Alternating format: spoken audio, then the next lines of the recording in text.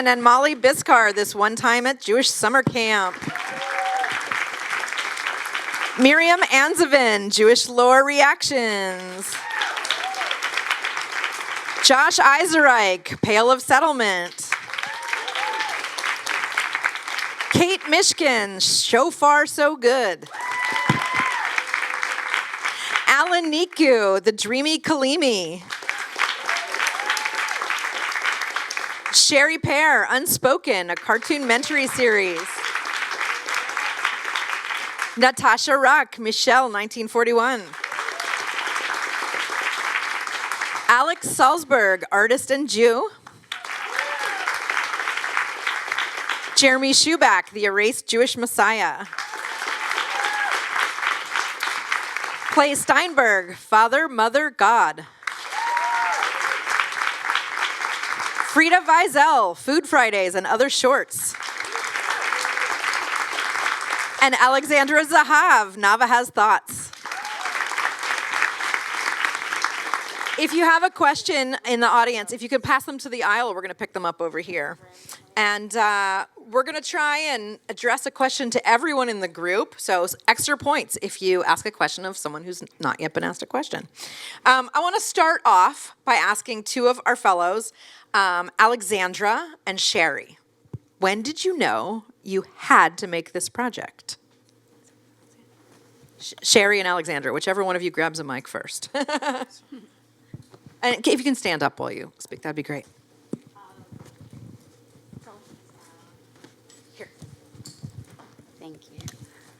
Thank you for the question. I knew that I had to make this project when two people dropped out because of a line in the script, which was, when will it end, God? When will it end? Rockets on Tel Aviv now descend. And I wish I could answer this question by talking about my spiritual journey as the inspiration for the project.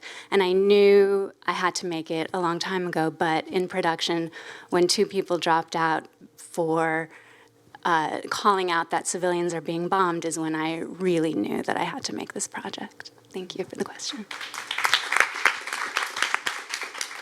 So, as a cartoonist, I grew up reading Mouse and Persepolis and so many great graphic novels that had interesting stories and were told in very difficult stories, and were told in an interesting way. And my first jobs out of college were having a coloring book for kids with diabetes and a digital comic about an aguna, one woman's story and how she got her get after 10 years of struggle from her abusive spouse. So when I had my miscarriage 10 years ago, I knew that I needed to make the resource that I didn't have when I was going through my miscarriage. So it took me a few years, but I tried to share my story so that nobody else would feel alone.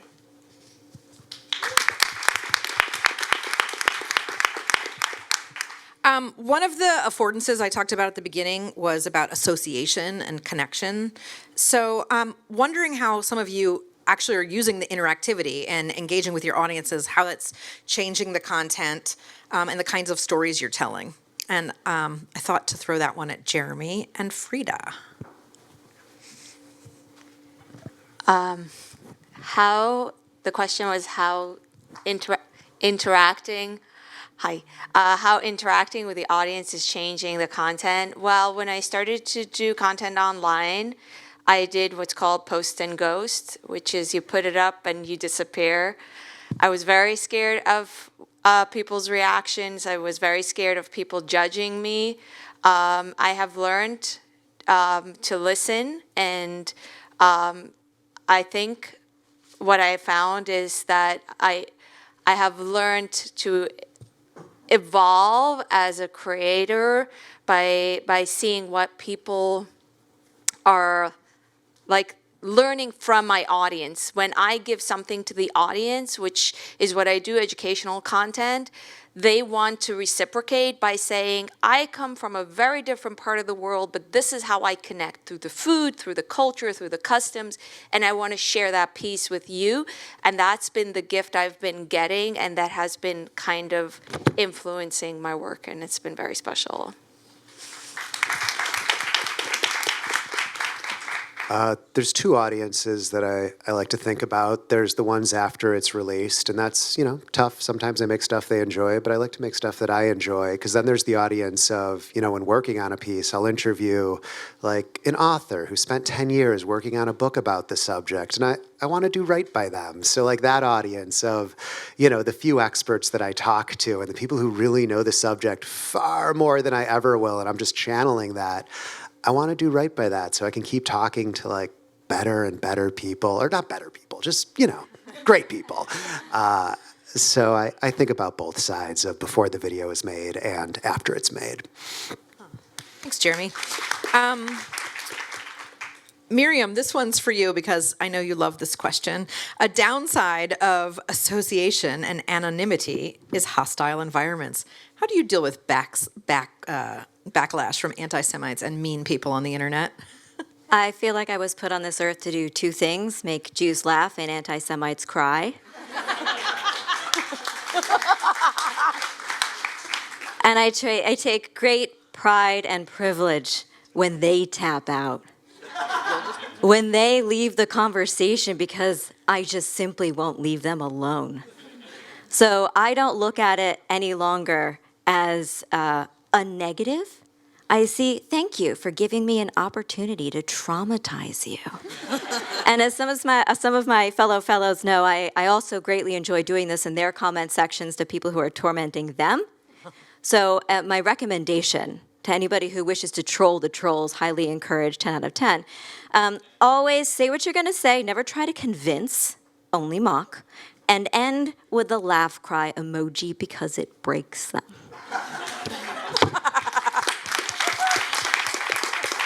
All right.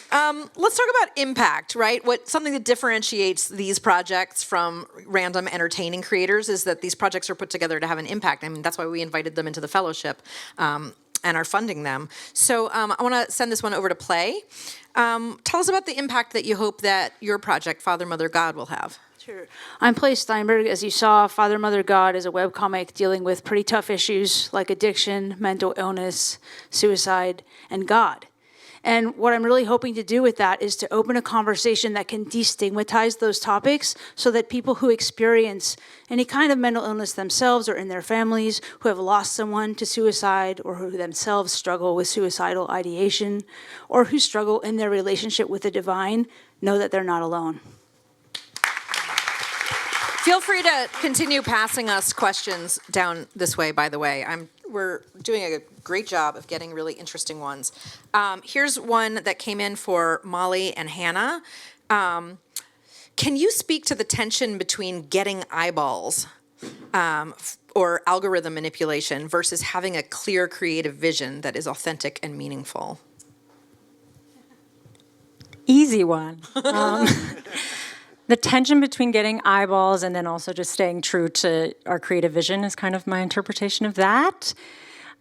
I think, you have to enjoy it, and that's first and foremost most important, but the goal of our project, at least, we had to really narrow in on what that was, and that was for people to see it and be impacted by it. So there is an opportunity to adjust based on what will work.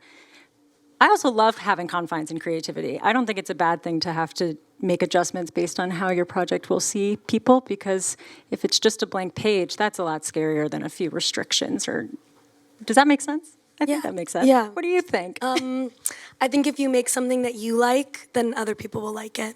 So I just try not to think too much about it.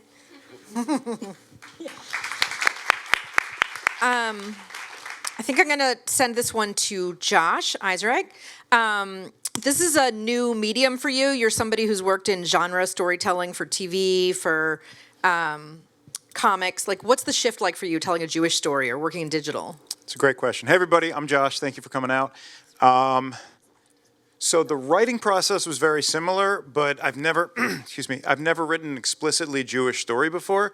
So when I set out to do this, it was a lot of research. What does it mean to be an explicitly Jewish story? Well, Jewish stories, I learned in my research, are often freedom narratives.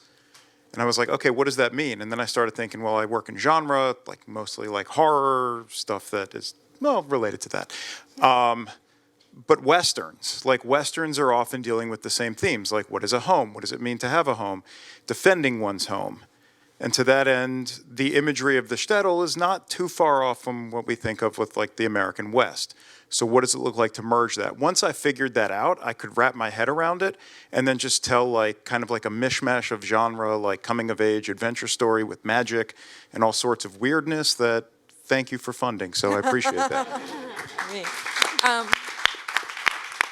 Kind of related question that I'll pass to Natasha. How did you settle on this medium, and how would this story have been different if you had told it as, say, a long documentary film? Hi, I'm Natasha Ruck. My project is Michelle 1941. And I started my life as a documentarian and making documentary with actually Michael Owen, who's right there.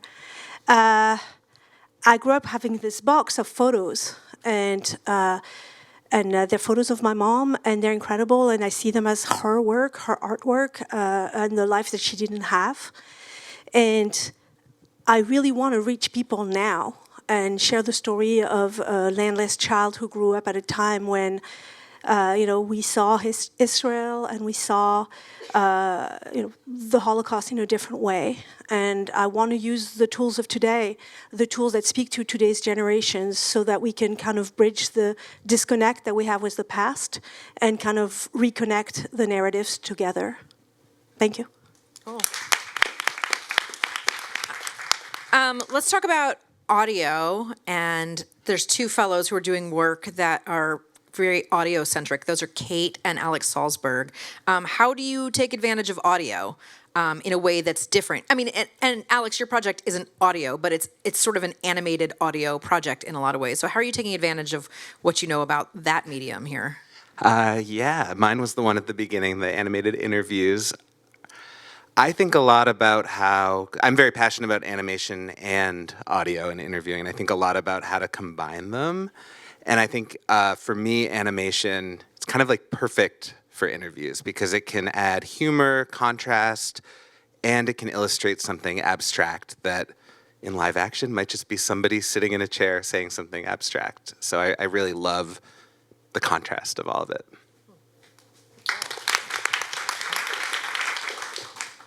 Hi, I'm Kate. Thanks for the question. Yeah, I mean, in a lot of ways, it's kind of audio is what I know and love. And in tackling something that's really new to me, audio feels like the comfortable thing. But it also allows me to talk with, kind of a guard down with a lot of people who may not want to be necessarily interviewed in this way, talking about questions like, is there a God, or what does it mean to atone? And also with kids, where, it's just easier to get kids behind a microphone than in front of a camera. I wish you guys could see them because they are really precious. But yeah, and then I think, I think about the impact, the hopeful impact, and that hopefully you guys can listen to this while you're, driving or walking or doing whatever it is that you do. And hopefully this reaches a lot of different people in a lot of different parts of their lives. And I think audio is the best way to do that. We got a lot of really yummy food pitches for this fellowship, and you saw one clip from Alex Osman, and I want to invite him to tell you a little bit more about where that project's going. We got to see some really yummy desserts being made. Where was that shot, and where's that project going? That was shot at Mansoura in Gravesend, which is a bakery that has existed in 3 different countries over 200 years, and you don't normally look at a place like New York City and think like, oh, there's a ton of Sephardic food and a ton of really weird Sephardic food, things you've never heard of. Think of like Russ and Daughters, but that's actually not the case. There's a huge Sephardic population, and they make incredibly bizarre things that I ate on the Upper West Side as a kid. And so just having an opportunity to capture that and talk about that and show that side of not just Judaism, but also of New York, is sort of what we were trying to do. Any other places we all should eat and know about? Lavara's in Cobble Hill was incredible and one of the top 5 meals I've ever had. So. Oh, all right. Everything I've ever learned about Persian Judaism comes from our fellow Alan Niku, and I'm wondering if he can tell us a little bit about why comedy is important for the internet and education. Sure. Hi, everyone. So the history of Persian Jews, it begins around 722 BCE when I'm just kidding. But that is kind of the point. If I want to tell the story of Persian Jews, this massive history of thousands of years with all these details that have only really been written about in very, very academic formats, and even then, not always, I think the best way to do that is to do it in what I call like a Trojan horse, the Trojan horse of comedy.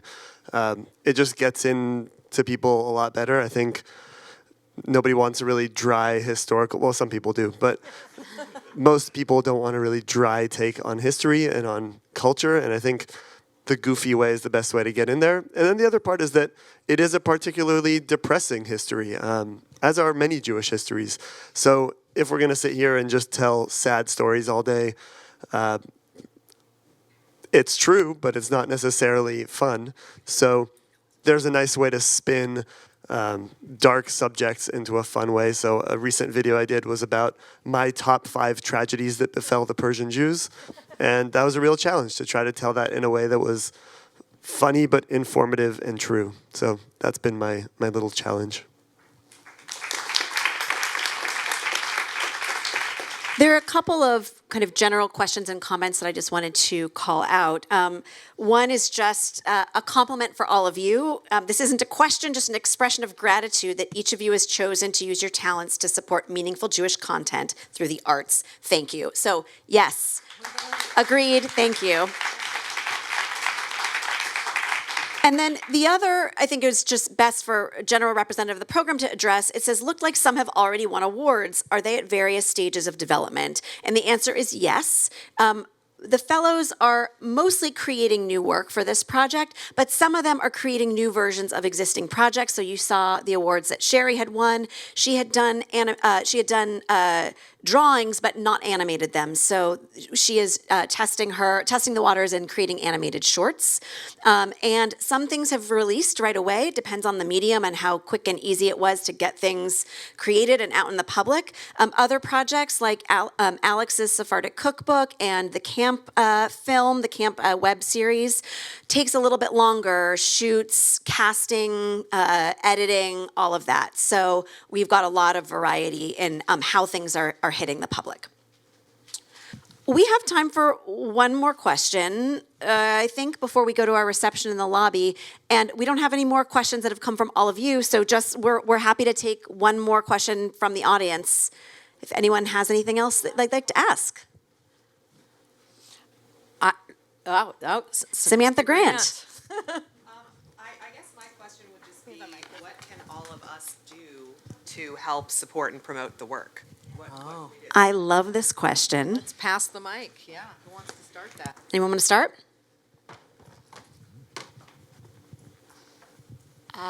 Thank you for the question. Your engagement with content online, all of our information was on there. You can look us up and follow us. Every little engagement, a like, a comment, a share, helps the algorithm know that the content is interesting and then show it to new people. Every little engagement you do encourages this machine in the back end to take that content and show it to someone else. So my suggestion would be, say something nice in the comments.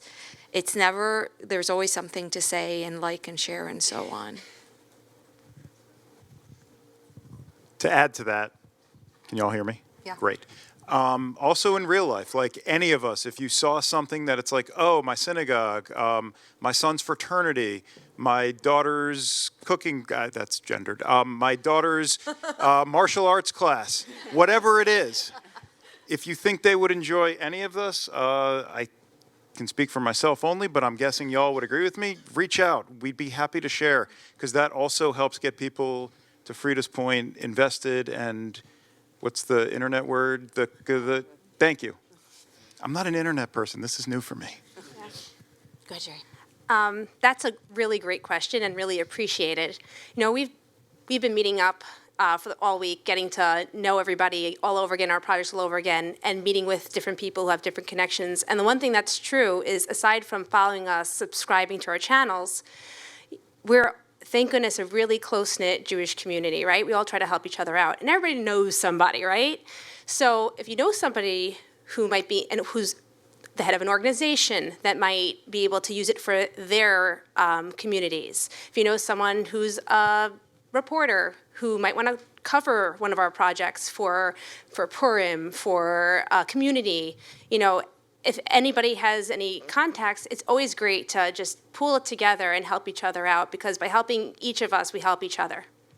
Great. I'm gonna end it there, because I think you all hit on some really important points, and our fellows, we really appreciate the support of Maimonides Fund, and I think everybody is looking for further publicity and amplification, whether that's word of mouth or more official production support, and probably additional funding. So those, I think that's, I'm just going to name it.